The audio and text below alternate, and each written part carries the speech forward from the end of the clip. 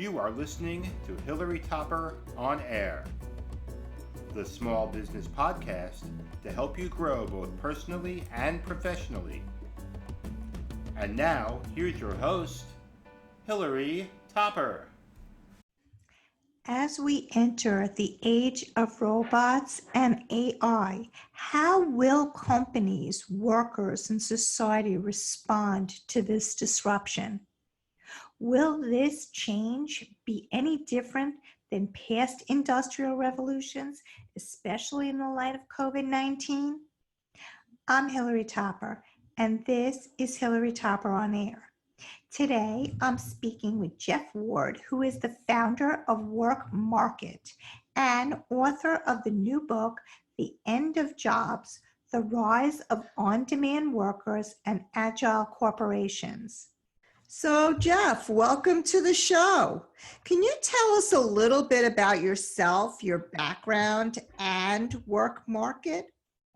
Oh, I can. My favorite topic. So, WorkMarket is an enterprise software platform that enables corporations to organize, manage, and pay their freelancers. I founded the company about 10 years ago, raised about $70 million from Union Square Ventures, SoftBank, and a few other venture firms. We sold the company 2 years ago to ADP, and we are an important part of ADP's total talent solution, where companies can manage all of their labor resources together. On a personal note, this is my fourth startup. I started my career in finance. First startup failed miserably and nearly bankrupted me. Got the call from my mom, do you need to move back home? Which is a tough call to get at 32, but that is, that's what startup land's about. You get knocked down, you got to pick yourself up, dust yourself off, and get back in. And I was fortunate enough to continue on that journey, and we've had some startup successes as well. Well, I definitely want to talk a little bit about that particular startup that didn't go as you planned. But before we get into that, I'd like to congratulate you on your new book. So talk to us a little bit about The End of Jobs, The Rise of On-Demand Workers and Agile Corporations. Why did you feel compelled to write this book? So as I was building well, first off, thank you. The book actually just came out this week. It's available on Amazon and Apple Books and wherever fine books are sold. And it's been phenomenal. We hit number one on all Amazon's HR categories. And I started writing the book 6 years ago, Hilary, because it was getting very frustrating for me. I am a very data-driven person. I'm a very evidence-based decision maker. And I was hearing a lot of people at conferences, on panels that I was on, talking about the future of work with very little grounding in evidence. And it was getting very frustrating. One of my favorite examples is in 2010 when I founded WorkMarket. There was this general view in the world of HR that by 2020, 50% of the labor force was going to be on demand. Now, keep in mind, the on-demand market at that time was about 25% of the labor force, and people thought it was going to double over a 10-year period. Now, I took that statistic, I put it in all of my investor decks because you want to show a huge trend, but I knew that statistic was ridiculous. I mean, labor statistics don't grow that quickly, especially ones that are that large. And the on-demand labor force had a natural limit. Companies just don't shift their labor resource management that quickly. And so it struck me as such a ridiculous prediction. And as an aside, by the way, as we stand here in 2020, the on-demand labor force is somewhere between 25 and 30% of the labor force. It has grown a little bit over a 10-year period, but not a huge amount, if potentially at all. So I wrote the book to bring some clarity to the conversation about the future of work, because we stand at a very important juncture in the world of work as robots and AI become all the more present in the workplace, and the potential displacement of jobs because of them. And as we start to make predictions about that, we should be very mindful of other instances in the history of work where there have been huge step functions in technological change. We should be aware of the data around engagement with robots and AI, around the types of jobs that robots and AI can take. And we should be very thoughtful because it's going to have a huge impact on workers, on companies, and on society. Are there any specific key takeaways that one would get from reading this book? So the most important takeaway is just a very open-eyed view as to what the world of work is going to look like as it moves forward over the next 20 years. And that is that there are going to be substantive changes, but there will be no net job losses. And the key word there is net. We're going to lose 10 to 15% of our jobs because of robots and AI, but we will create jobs in other fields. And the big challenge we will face is the retraining of 30 million workers as they move from jobs that are declining and disappearing to jobs that are growing and expanding. So interesting. Well, before we move on, I just want to take a moment out to thank our sponsors. Please support our sponsors and tell them that you heard about them on Hilary Topper On Air. Special thanks to the Russo Law Group, the Profit Express, Pop International Galleries, Fortunoff Fine Jewelry, and the Donna Drake Show. Now back to you, Jeff. So we're talking about your recently published book, The End of Jobs, The Rise of On-Demand Workers and Agile Corporations. Work as we know it is evolving and changing, especially due to COVID-19.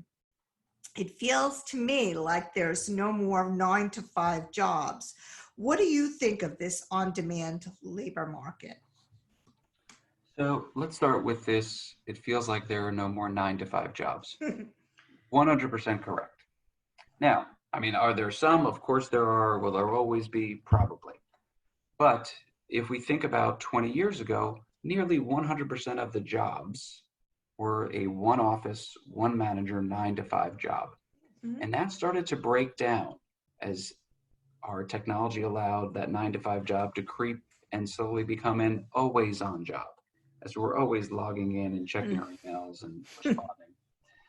The work from anywhere job is starting to replace the one office job. And that is the most tangible change we are seeing because of this pandemic. Prior to the pandemic, 3% of the workforce worked remotely. During the height of the pandemic, which God willing we are past, 40% of the US workforce worked remotely. And the natural limit, by the way, in the United States is about 42%. That is the sum total of people of the workforce that could work remote. Wow. And as we think about the world post-pandemic, we think it's going to grow to about 8%. So from 3% pre-pandemic to 8% post. That is a substantive change in the way people work.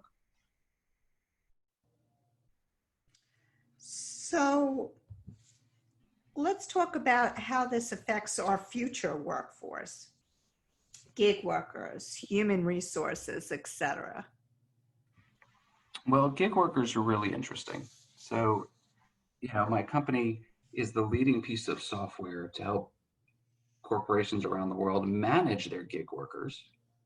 And gig workers are a huge benefit to companies for a host of reasons. They allow them new skill sets. They are much more flexible in how they're engaged.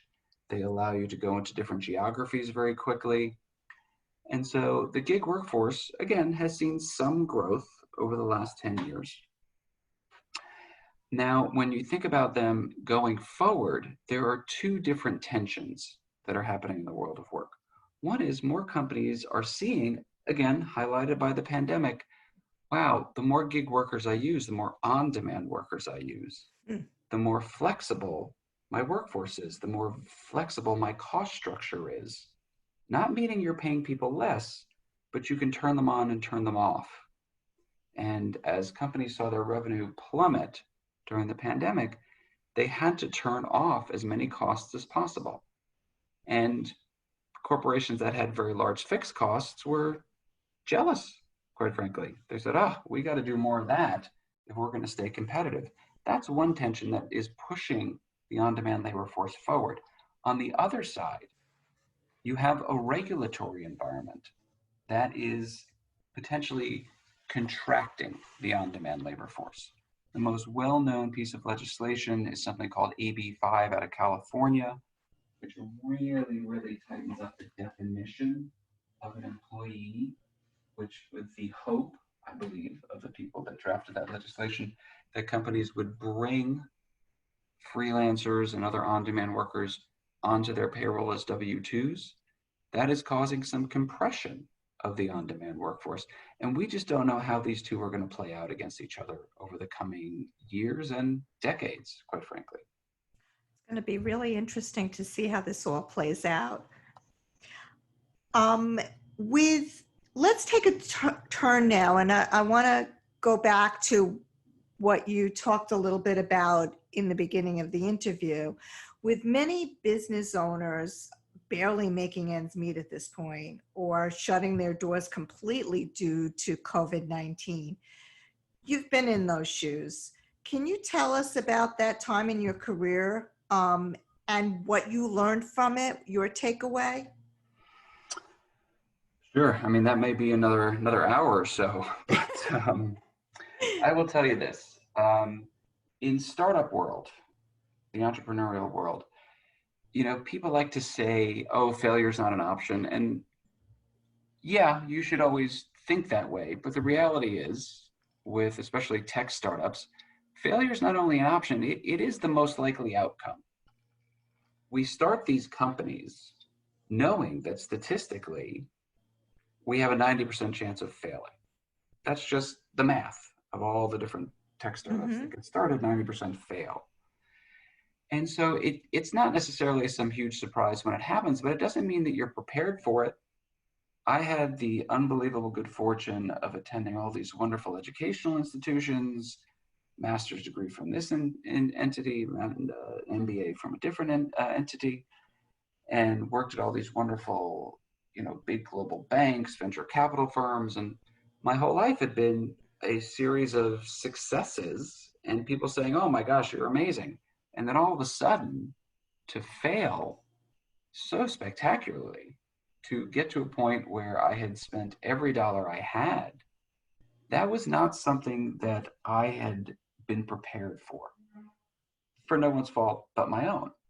And so that kind of first time really, really, really down in the dirt, it took me a little while to pick myself up, dust myself off, and get back in it. There was a solid month, Hilary, that I didn't leave my apartment.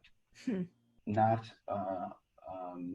so different maybe than what we're doing now. Right. But instead of a pandemic keeping me inside, it was failure keeping me inside. And so you have to, as an entrepreneur, be persistent. You have to be resilient. And that is not to say that as soon as you get knocked down, you pick yourself right back up and go in. Acknowledge the fact that it hurts. You got to lick your wounds. You got to bandage yourself up. You have people that are there to support you, and you get yourself back in the game. It may take you a couple days, couple weeks, may take a couple months, but eventually you've got to continue. It's awesome. That's great. Thank you. Thank you for sharing that with us. So finally, talk to me about how my listeners can get in touch with you and learn more about WorkMarket and or your book, The End of Jobs, The Rise of On-Demand Workers and Agile Corporations. Well, you can always follow on Twitter at Jeffrey Wald. I post a lot of things on the future of work, obviously my own stuff, but Awesome. Other things that I am reading that I think are just incredibly well done, incredibly thoughtful, incredibly evidence-based. And so there's that. The book, again, the reception of the book's just been phenomenal. I mean, it's only been out for 3 days, and it has been so much fun having conversations with people like you, having conversations in other media outlets. Obviously, I am not going to conferences right now and giving my talk on the future of work, but I look forward to doing that. Your listeners can certainly go on to Amazon, Barnes and Noble, I would say, or wherever fine books are sold. But the reality is the bookstores that have it's still in their warehouses because the bookstores aren't open. So hopefully the bookstores will be open. And it is always one of my favorite things. I've written some books in the past. To walk into a Barnes and Noble and to go into that section and see your own book is such a high. I remember the first time I did it, I took all the copies and I brought them up to the register thinking the woman was going to go, "Oh my gosh, these are your books." I gave her my credit card. The credit card said Jeff Wald. All the books, there were 15 of them, said Jeff Wald. And she did not even look at me. She just like $62. She rang it up. She's like, "Thank you, sir." I'm like, "That's it? Oh, I just, come on, I'm Jeff Wald. These are Jeff Wald's books. No, nothing? All right, whatever." So I look forward to going into Barnes and Noble and other fine bookstores and seeing the book, and your listeners can pick it up, and they can certainly reach out on LinkedIn. I always love talking to people about the future of work. Yeah, this sounds like such a great book, and I'd encourage you all to go out and get a copy of the book on Amazon. Thank you, Jeff, so much for being on the show. This was really enlightening, and I appreciate your time. I also want to thank our sponsors, the Russo Law Group, the Profit Express with Tim Healy, Pop International Galleries, Fortune Off Fine Jewelry, and the Donna Drake Show. And last but not least, I need to thank you, our listeners, for tuning in each week. If you want more information on this show or any other show, visit our website at hilarytopperonair.com, or you can find us on Spotify, iTunes, Google Play, Apple Podcasts, you name it, we're out there. Have a great week, and we'll see you next time.